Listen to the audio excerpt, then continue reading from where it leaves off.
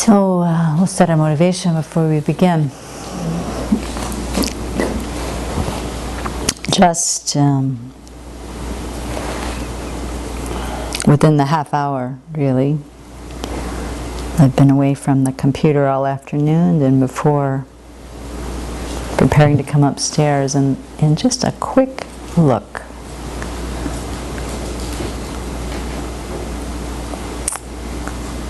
Somebody's travel plans had changed. A surgery that was scheduled for tomorrow has been postponed. A monk on the way to a wonderful event of sharing the Dharma died on the way. A guest of honor of this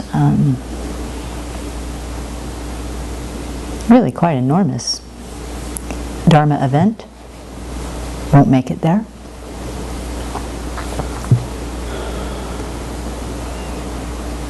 This 1 hour teaching maybe became 2. And if I extend my mind out throughout just the planet alone, thinking of how this surge of causes and conditions and ripening karma changes moment by moment by moment, and the surprises people are met with, like moment by moment. Bombs are falling somewhere that nobody expected. Somebody received a gift they never expected. Somebody lost a bunch of money. Somebody got a bunch of money. Somebody lost a home. Somebody got a home.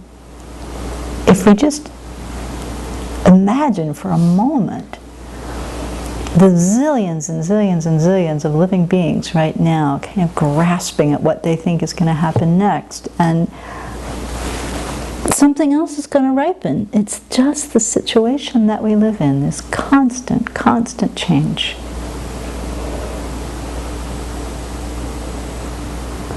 And absolutely the only thing we know for certain as the continuity of this consciousness will separate from the molecules that we recognize as this life's body. That's all we know for certain, and we have no idea when that's going to happen either. None.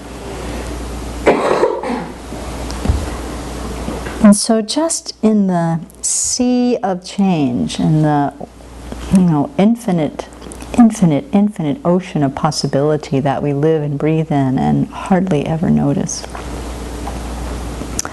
it's really precious to notice what's right in front of us and where we are right this minute. To pay very close attention to what's important in the opportunity that we have. To see how clinging to the meaningless affairs of this life, our short-term goals, the afflictions that arise in response to some immediate thing, in that big picture of constant change, really has no importance whatsoever. And the opportunity to actually get ourselves out of this wheel of cyclic existence, the opportunity to help everybody else get out too, that is so rare and exists for us really right now in this moment.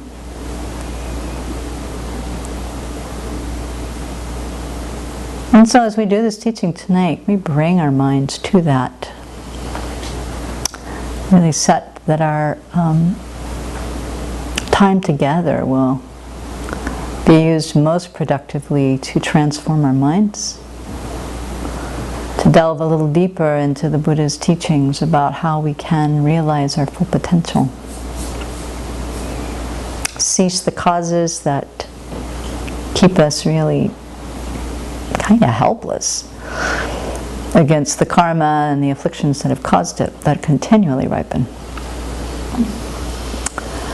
And set our minds on the path that will relieve us, and set a broad motivation so that we relieve all others. to be able to attain a lasting happiness that doesn't change.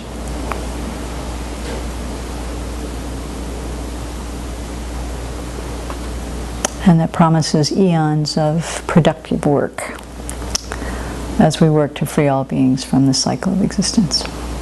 So let's set our mind to that.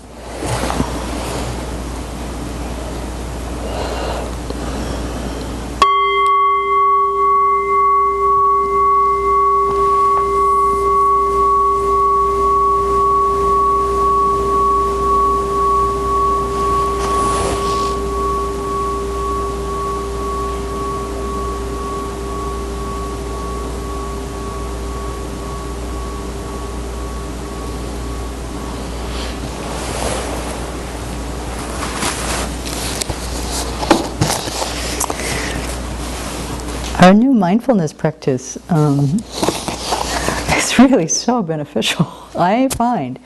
So that listening, so adopting from the community in the Deer Park Monastery in Escondido, California, which is under the spiritual guidance of Venerable Thich Nhat Hanh, who's very famous for his mindfulness practices.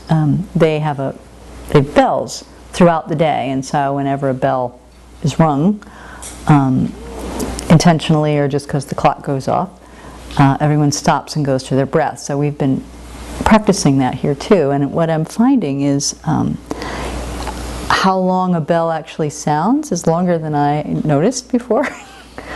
And really how beneficial it is to take the time to ride that sound and also just hear that change. It's so interesting. It's a very good reminder of how impermanent everything is. So,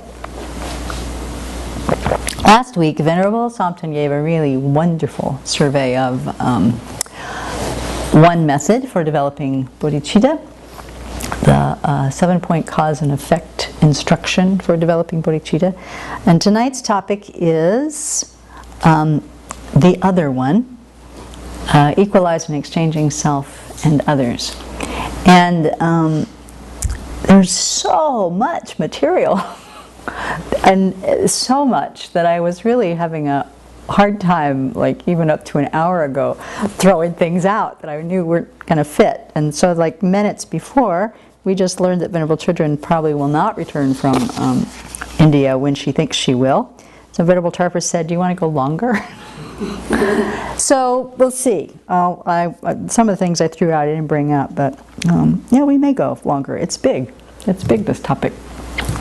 And it's so juicy. It's a lifetime topic.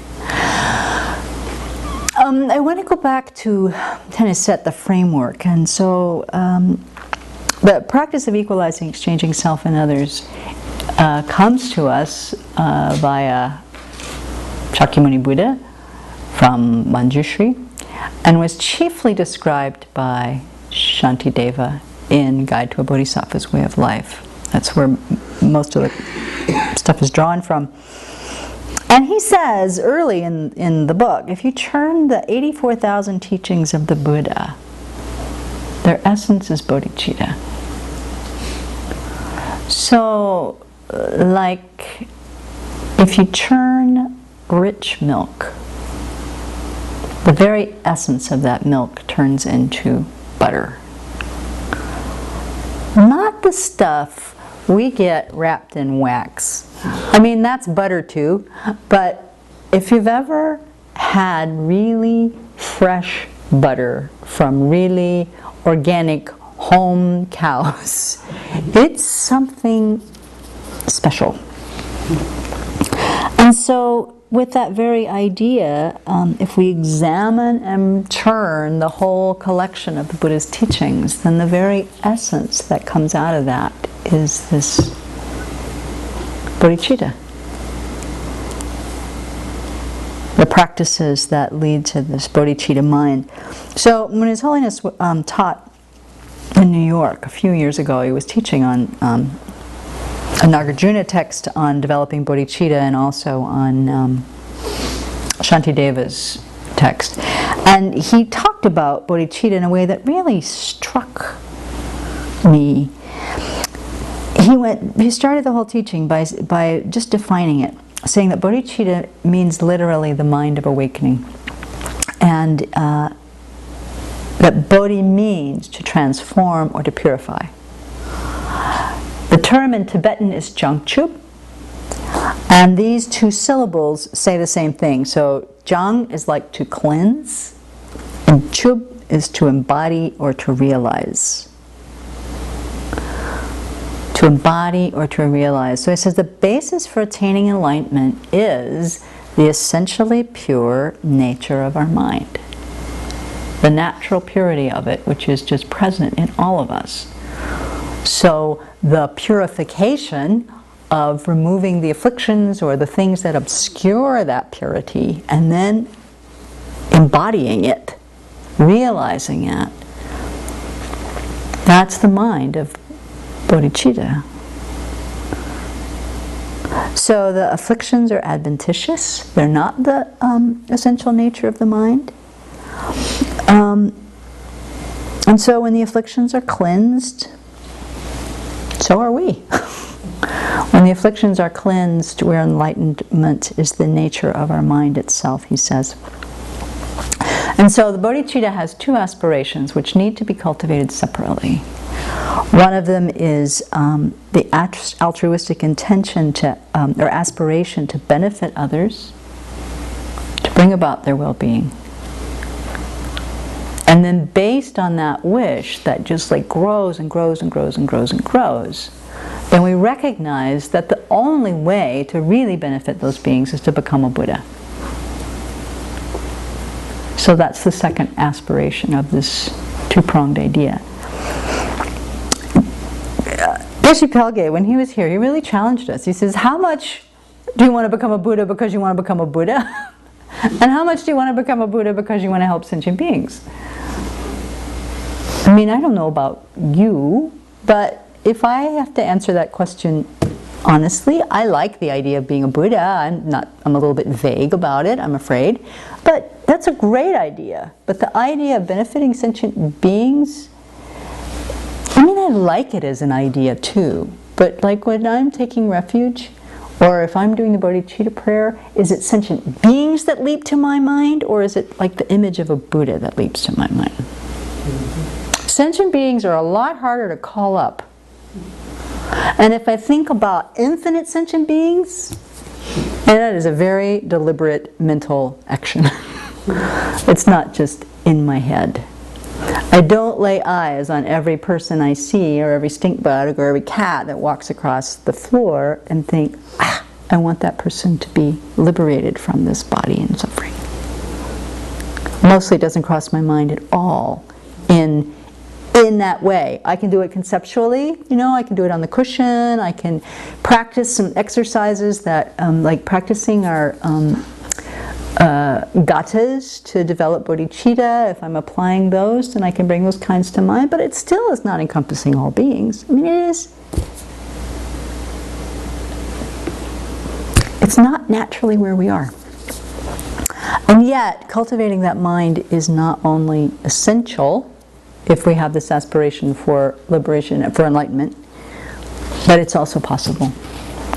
And so, equalizing, exchanging self and others is one of the practices that helps us, causes us to be able to have that mind that is so desirous of wanting to benefit others, so deeply understanding of what it is that benefit means, so clear what benefiting means, and so focused on the reasons why we should and could, that we develop this natural bodhicitta that arises as a result of doing the practices. So it's very potent, very powerful. We need to have, especially this part about developing, benefiting others, we need to have the sense of connection that holds others dear. Not just a handful of others, every other. Every single other. And in the Equalizing, Exchanging Self and Others practice, we actually learn that other is kind of a made-up idea. So that's one of the things that this practice takes us to. We also need to have a deep understanding of the meaning of suffering. And Venerable Jigme talked about this a few weeks ago, but especially the pervasive, compounded suffering, the conditioning of all living beings, no matter what realm we're in. What is that dukkha? What is that unsatisfactoriness? What is the thing that keeps us on the wheel of never being able to escape it? We have to have that profoundly too. And with those two things, with that holding others dear, love arises, a wish for their happiness. When understanding the suffering really deeply, then compassion also arises and wishes others to be free from it.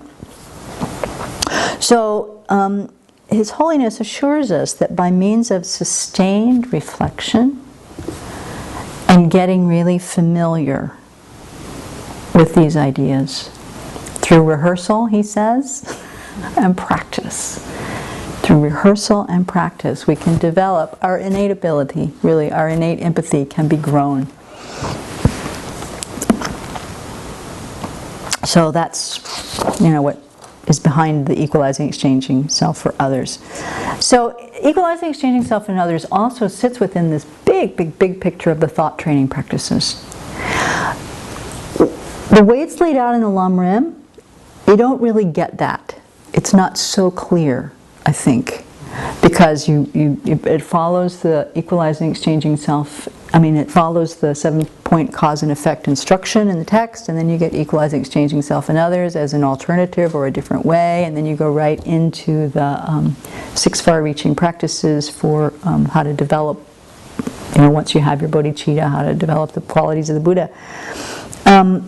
But from the history that Venerable Samten gave last week, and also in the way this thing is practiced, it's quite clear that, just to review, the teaching came from Shakyamuni Buddha, Manjushri, as I said, described by Shantideva, and then, I haven't read yet what happened in India with it, but Serlingpa was known to be a person who had really developed these bodhicitta practices just incredibly, and he was on the island of Sumatra in what's now Indonesia, and Atisha went looking for him, and there's the story of how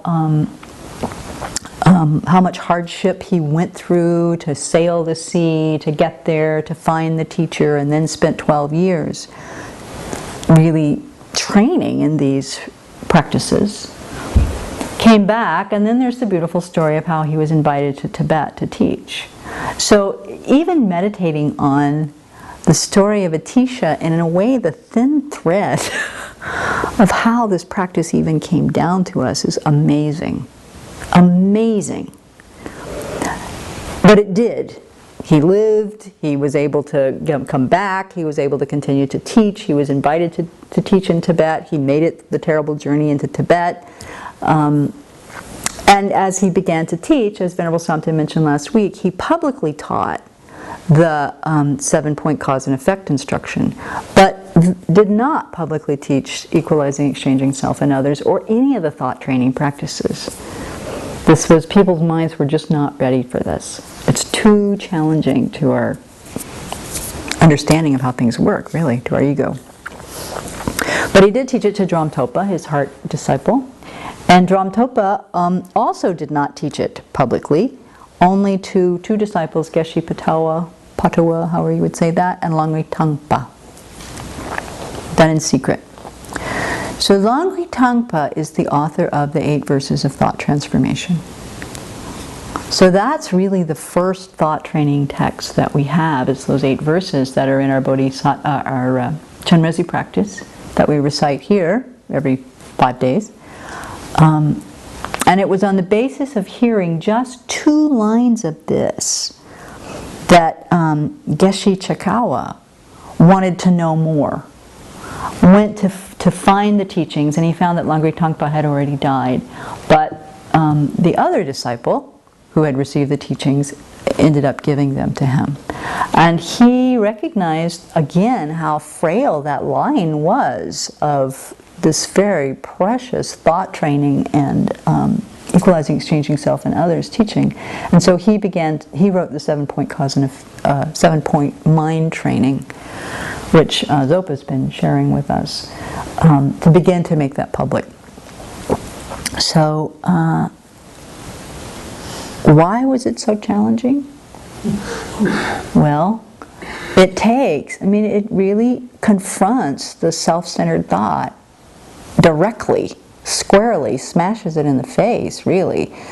And that's not an easy thing to do. Not an easy thing to do. The main points of this practice, equalizing, exchanging self and others, are this. First is equalizing self and others. So we train ourselves to look beyond the superficial differences that we have and recognize that we are all the same.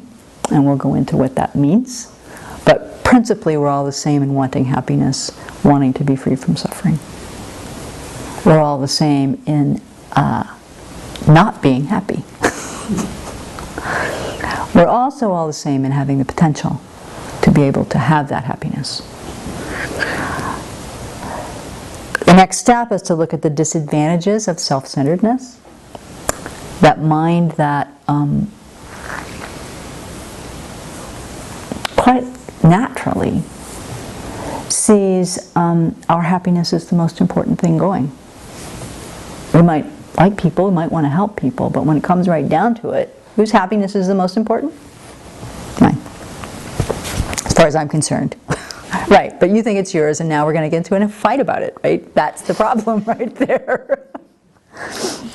So then we look at the advantages of cherishing others, then the practice of exchanging self and others, and then we practice, once all that is set in the mind, then we practice cultivating love and compassion with the taking and giving, or the Tonglen practice, and out of that arises the altruistic intention. So those are the steps.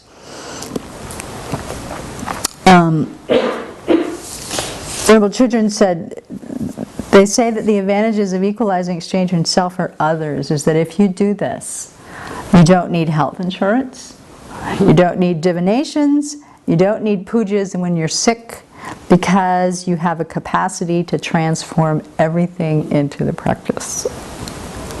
Which is what the whole thought training thing is about, right? So the process of equalizing, exchanging self or others and all the Lojong, or the thought training teachings, isn't about stopping external problems, but it's about completely changing the mind that dislikes problems. Completely changing the mind that sees difficulties.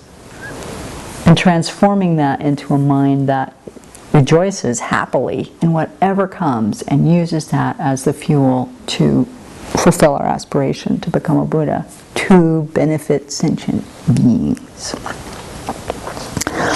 So they say that this practice is for the higher capability. Students of sharp faculties are the ones who practice equalizing, exchanging self and others, whereas the 7-point cause and effect instruction is for students of lesser capability. And I was very relieved to discover that Geshe Tashi Tsering has a nice take on this. He says that this really stems from the different approaches to the subject matter, this higher capability or lower capability. It doesn't have anything to do with the intellect of the student. So, and it's his belief. He says basically if you have more of a kind of emotional tone, the 7-point cause and effect instruction really works. That it's because it so much goes directly to our heart about thinking about the kindness of our parents, the kindness of our mother. You know, really meditating on something that is immediately experientially true and having this warm feeling arise, and then on that basis then extending that to others. That's very personal and warm, and great bodhicitta can arise from that. Equalizing, exchanging self and others is more reasoned. It is equally emotional if we allow that to happen, but it is a much more reasoned approach. And so, and through that, we also have to really delve into the nature of reality itself. You have to have an understanding of emptiness to really practice equalizing, exchanging self and others. So because of that, he says, that's why it's called the practice for higher capacity or sharper faculty, because it requires this understanding, if not realization, but an understanding of emptiness in order to really practice it, whereas sevenfold cause and effect does not. So you can, of course, develop bodhicitta with that, but you may not have with the sevenfold cause and effect, but you may not have a complete understanding of emptiness. It has to come at it a different way. Whereas this practice, equalizing, exchanging self and others, combines those two a little bit. So it's cool.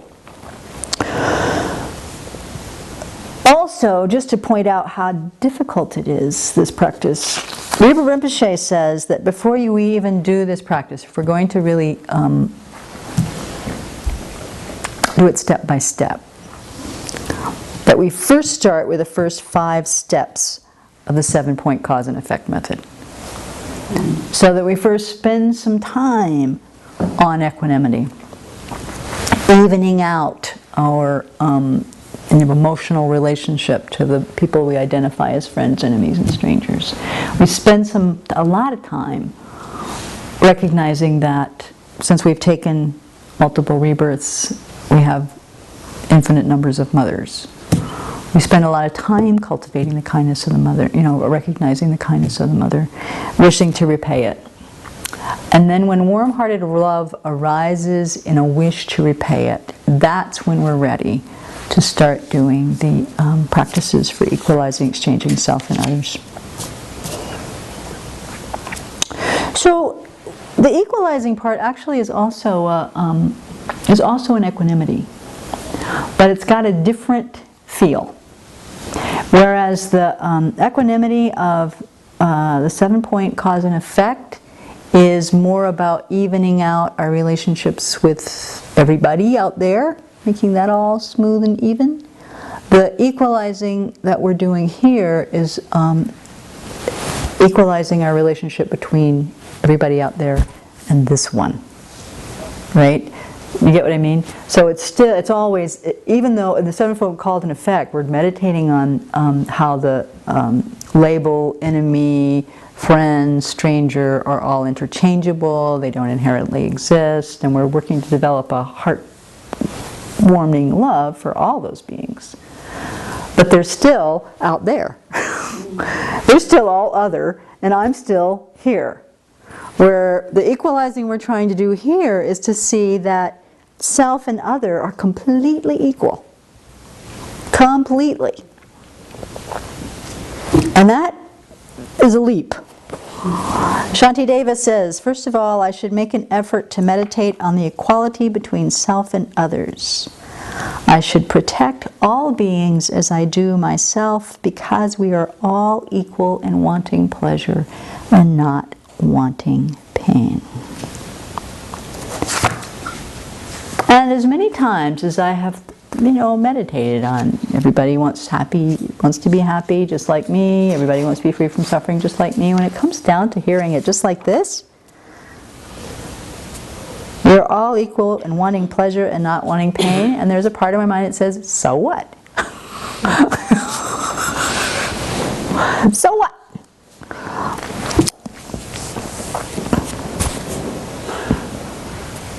Well, what do you do with that? Well, it's interesting. Geshe-Tashi Sering, I really recommend this book. He has some interesting things to say about it. And he says that the reason we sort of go with so what is that only we experience our suffering. We don't experience other people's suffering. But if we keep meditating on how it is that we're alike, if we go deeper and deeper and deeper with that, then we can actually have the experience, and that's where the Tonglen practice takes us, of seeing that our experience of suffering changes when we include everybody. Right? I'll leap to that story. It's not till many pages later, but it's because we're here. But His Holiness tells a story. He's told it. I've heard him give it a couple of times, where he talks about how, I think he was in Delhi, but anyway, his gallbladder or something. He had this, terrible, terrible pain and attack. That was, his body was really hurting. Gallbladder, yeah, colon. Anyway, it was something in his gut. And he was in the car going to the hospital with this huge pain. And yet, with looking out the window, he saw children, ragged, looking like they had no home. He saw an old man who was really ill, lying on the side of the road with no one to care for him. And by practicing this compassion, his heart just went out to these beings and their suffering, and his own pain, he said, subsided. He was doing exactly this. Equalizing, exchanging himself, taking the pain of others, seeing that everybody has pain. And in that way, his own experience of his own pain was different. So that's where we go with it. But we have to convince ourselves, we have to convince ourselves that all of these points are true. That's one of the main points that I've been getting from everybody, is this must be experiential. We can do a head thing on these points for eons, but that's not going to help us. We have to meditate on them, reflect on them, test them in daily life to the point that we really understand that all beings, these are the points, all beings equally wish to avoid suffering. All living beings equally wish to have happiness, and all living beings equally lack that happiness. So that this experience of my own suffering that I think is so uniquely mine, I have to come to realize that it is not uniquely mine. Suffering is just suffering. And then the wish to eliminate it, no matter whose it is what arises. So even that, all living beings equally wish to avoid suffering. We can't begin really to deeply probe that until we have deeply probed what dukkha is. And we know this, we know that the practices of bodhicitta sit on renunciation, and then we know that renunciation is based on renouncing suffering. It's based on deeply understanding what our dukkha is. But Geshe Tashi Tsering says, until we see the depth of the ignorance and delusion in our own mind streams, we will not be able to understand the depth of suffering of others. It's got to be true.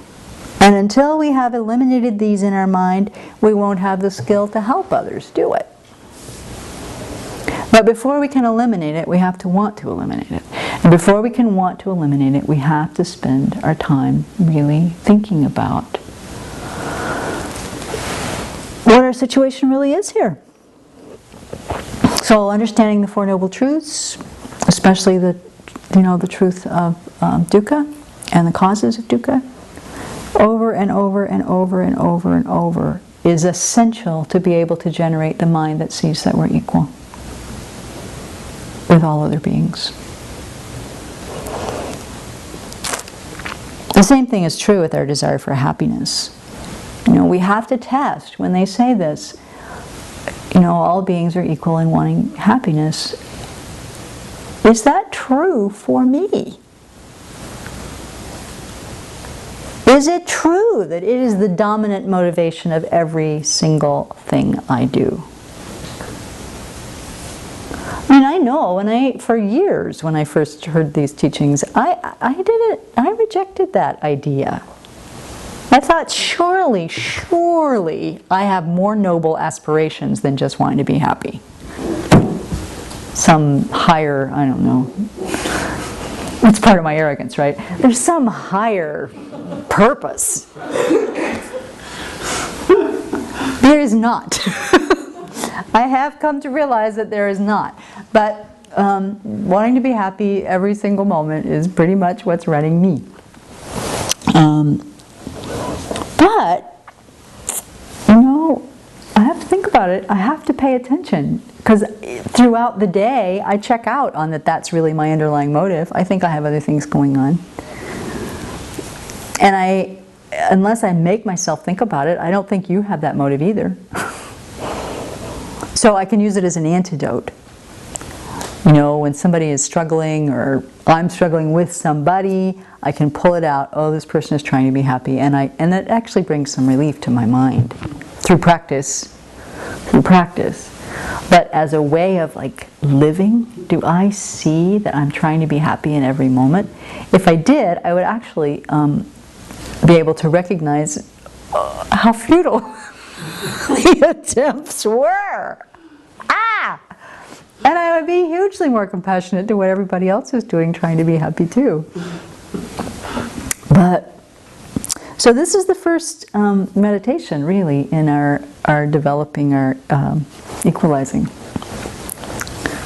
And I didn't really rely on it, but Jeffrey Hopkins has a beautiful book on how to develop compassion. It's under 2 different titles, and I can't now remember either title because it's been renamed. Cultivating Compassion, is that it? That's the first title, the original title. And then they renamed it. Yeah, they renamed it something. I don't know, but it's a book on compassion by Jeffrey Hopkins, and it's a handbook. It is a meditation handbook, and he says just from the beginning, just start going through your day, saying, "Just like me, this person wants to be happy and free from suffering," and to take people one at a time, individually, bring them to mind, really look at their faces. And this is so true, you know, our whole longing is on all of our faces if we just look. Bring that person's face to mind and say, they just like me. It's an important piece. You have to say they're just like me, otherwise we can really get into separating and the arrogance of, oh, they're trying to be happy. No, just like me. This person is wanting to be happy, and just like me, they're wanting to be free from any suffering. And to do that again with people. And recognize that similarity. Make that a part of our on the cushion and off the cushion practice. It's what His Holiness said about our rehearsal. You know, working it over in our minds. And we also need to understand that the happiness we do have is relative happiness. I mean, it's not that we don't have some happiness, but really thinking about it in terms of this language, I thought was very interesting. If it's called relative happiness, it's relative in relationship to the amount of suffering. Right? So, like lying on the beach, taking our vacation may seem like happiness, but it's only happiness in relation to getting away from the misery of our ordinary daily life. And we know in this, as we speak about the suffering, I mean, yeah, the dukkha of change, if we keep lying on the beach, we will become miserable. But to think it as relative happiness is actually, it works better for my mind. I like that idea. It's always in relation to pain. I'm happy in relation to the fact, yes, I'm glad I had breakfast. I'm happy in relation to the fact that I'm no longer hungry. But is there a bigger happiness? Well, we don't know. That's part of the problem. We don't know. But we have to allow ourselves, again, the imagination and the possibility. What would happiness be if I didn't have this affliction, for example? How would that feel in my mind? Try those kinds of things on. And that's how we can begin to get a sense that there's actually something different. But the main point here is that we have to see and explore and analyze again and again that we and everybody equally, exactly the same, equally want to be free of the dukkha, want to have happiness, and equally are not happy. Equally have nothing better than a little relative fleeting moment of pleasure.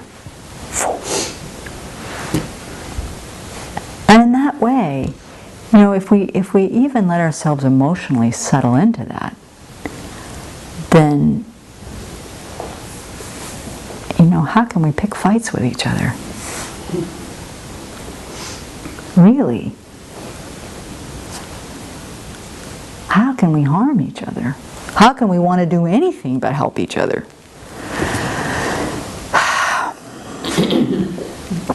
Then there's also the truth, as I think this is Geshe Tashi saying, if we peel away the layers of delusions that cloud our mind, what remains is the pure, unfettered mind of love and understanding of Buddha nature. So for every living being underneath all of our other longings, that's what's there. The purity of our mind. Same thing. Therefore, Shantideva concludes, hence, I should dispel the misery of others, because it is suffering just like my own, and I should benefit others because they are sentient beings just like myself. So, well, I wasn't going to do the 9 points, but now that I have a little space, there is this wonderful meditation, this 9-point meditation, which I've also been trying to track down the source. Venerable Chödrön has it in her Lamrim meditations, guided meditations on the stages of the path. And Geshe Tekchuk has it in his book, Transforming Adversity into Joy and Courage. He describes this very thoroughly. So I was actually surprised whenever I went looking for this at one time to find that this is not actually classically presented as a part of this Equalizing, Exchanging Self and Others. It's not in Je Rinpoche's Lamrim Chenmo. It's not in Pabonka Rinpoche doesn't mention it, although I think he may be the conduit for it. So Venerable Chödrön said that she heard it from Serkong Rinpoche. And then I saw a footnote in an unpublished manuscript where His Holiness cited that he had learned it from Trijang Rinpoche, which is one of his teachers. And Trijang Rinpoche was one of the heart disciples of Pabonka Rinpoche, so that may be where it comes from. But it's a meditation that more relies on the Lamrim prayer and the Guru Puja. But it really gives the different levels of how we work with equalizing. So there's 3 sets of points.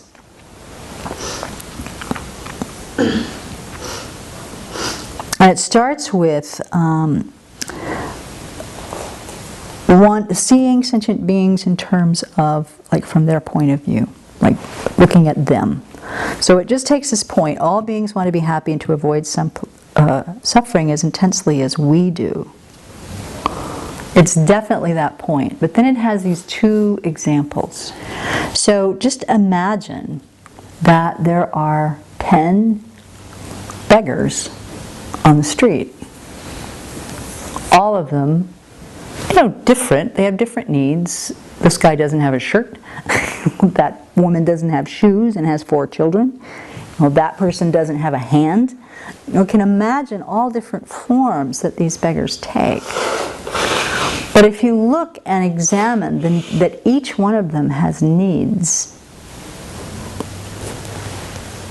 and remove any obstacles that we might have to be able to help them from your mind, there's absolutely no difference in the fact that each person has need. None. They're all the same in having need. So that meditation works, but what if you actually start giving them some identities? Like one of those is your mother, or one of those is the high school math teacher that you hated and still do, or trying to really put some of our old friend, enemy, stranger labels on these people. We see that we're not equal in seeing them at all.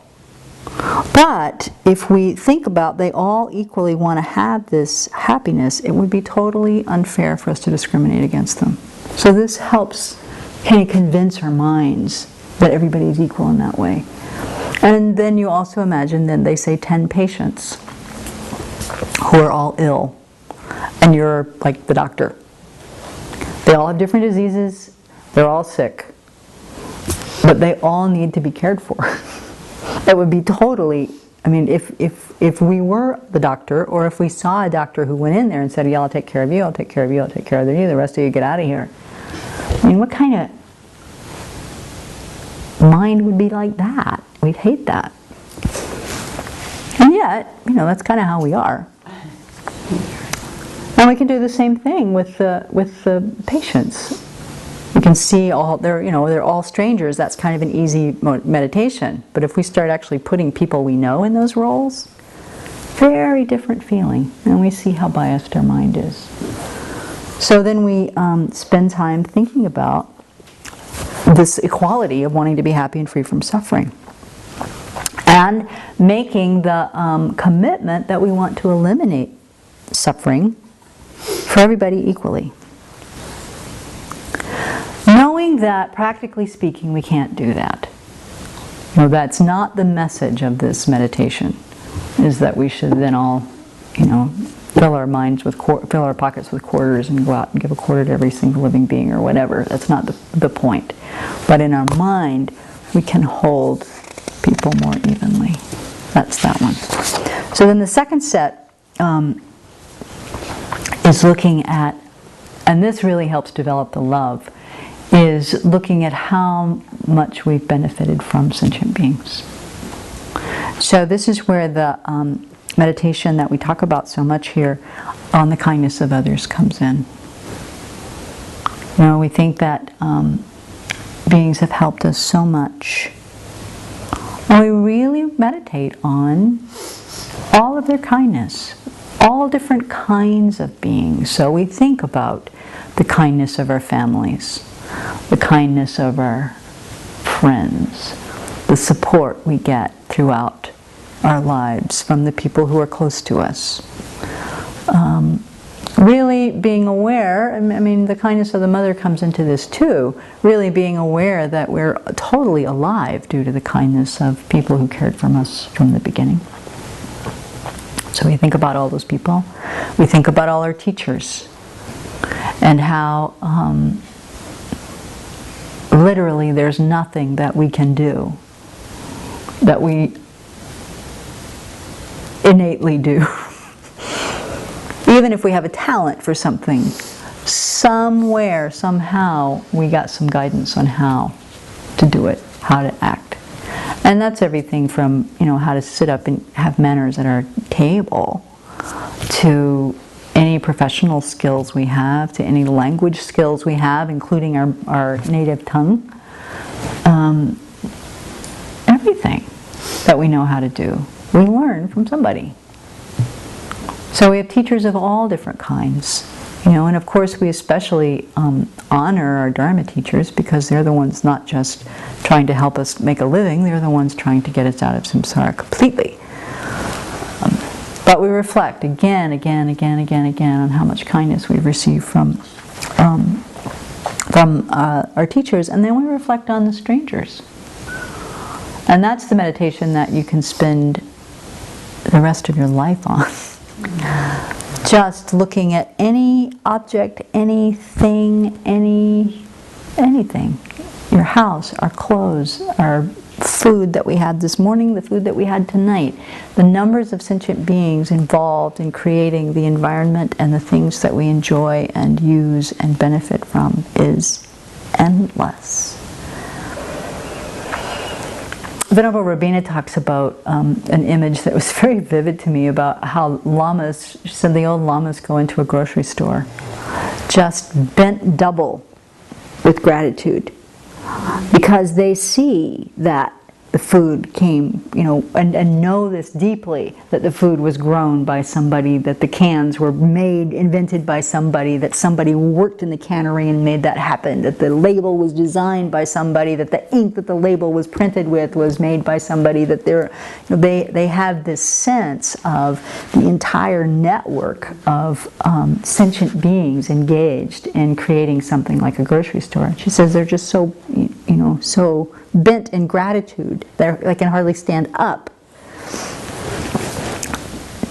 That's the mind we can work with in thinking about the kindness of strangers. And not taking anything for granted then, but really seeing that it is due to the activities and actions of sentient beings that we have anything at all. So then we think about the people who have harmed us, because we can say, yeah, there's been lots of kindness, but what about, not everybody is kind. But with that idea of turning the mind, we can see that in fact, we've also learned something from the people who've harmed us.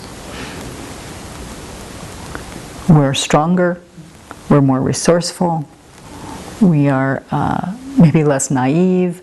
We can come up with a lot of lists, but if we are willing to take our mind there and able to, we can see that even the people who have harmed us have given us some benefit. And furthermore, the kindness we've received in general, and often from that very person, far outweighs the harm. Far outweighs the harm. And then the third point of this one is that even if you say, you just have this intractable animosity that won't move in regard to people who have harmed us, the third point is holding grudges is counterproductive. It's like, what do you get from holding this animosity? After we've gone through all of this kindness, all of this understanding of how dependent we are on sentient beings, including dependent on our enlightenment, holding on to this is completely counterproductive. And we're all going to die.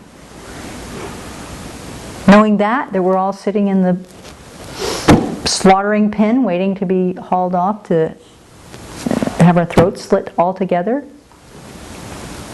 why in the world would we hold a grudge?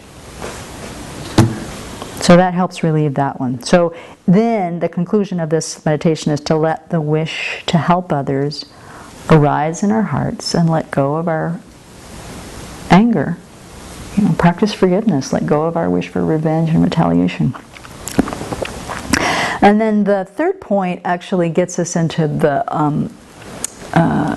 third section of points, gets us into the real juice of how self and other are merely labeled.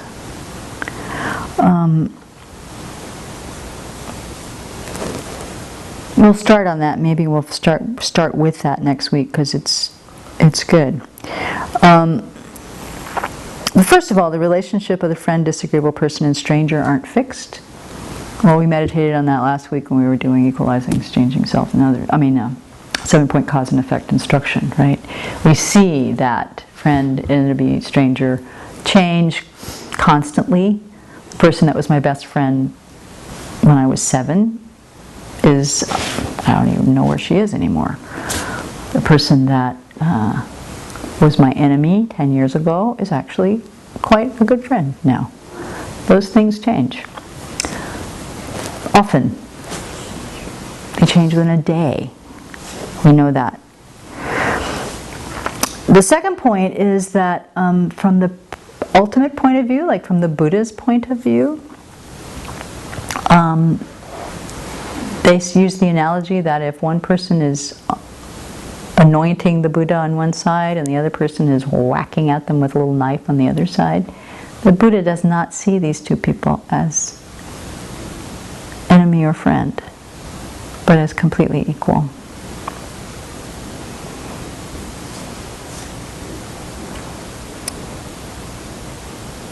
How is that? It's because the Buddha sees the ultimate nature of every being. Right? And then finally, they say that self as other is purely nominal. And that's the part that's the most interesting to think about and challenging.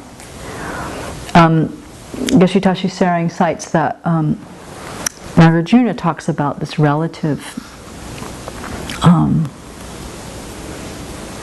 relativity in terms of three kinds, so that there's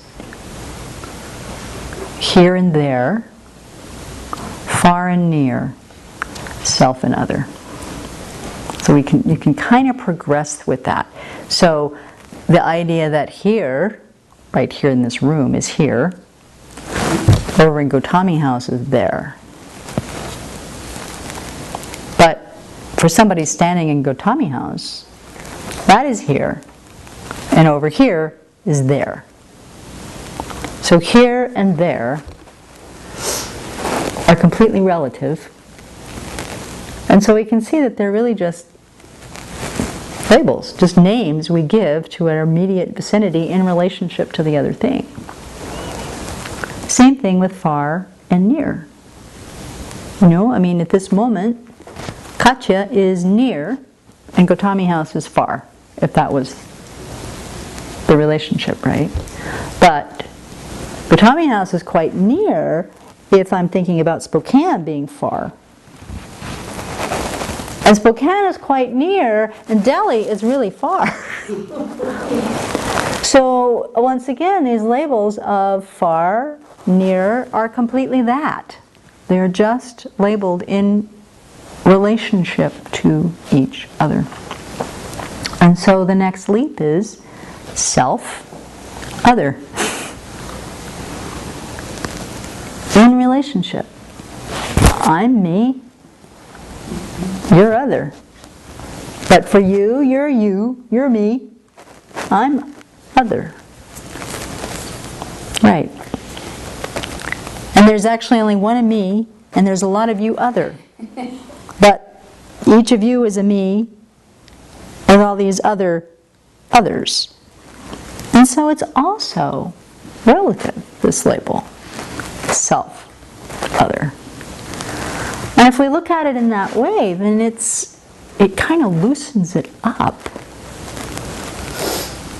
What's self, what's other? It's merely labeled in relationship or independence upon each other. And so if we think about that, and that's worth thinking about for a long time. It takes some thinking. Because, you know, the here, the near, far, I mean the here and there, okay. Near and far, okay. Self, excuse me. I'm sorry, that is not relative. The mind just says, not true. And so the progression of those three, I think, is helpful to think about. So the next steps, and we'll go through those really quickly, the next steps then are to think about the disadvantages of self-centeredness.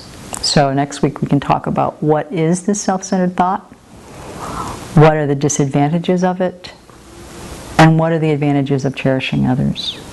And once we've got some deep understanding of that, then we get into the exchanging self and others, which is not some ghoulish Hollywood thing of taking on your body and persona, but exchanging whose happiness is more important.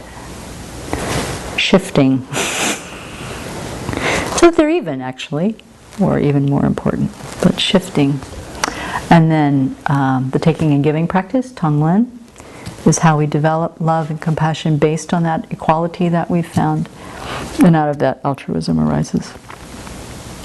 So thank you, Venerable Tarpa, for the idea and the generosity of making this a 2-week thing. Yeah. There's a question from Alternatively, to reflecting on how everyone equally wishes for happiness, can we also do this meditation by reflecting that everyone equally feels that they are I? Feels what? That they are I. Yes. It's the third point, really. I mean, you can put it into the ultimate meditation.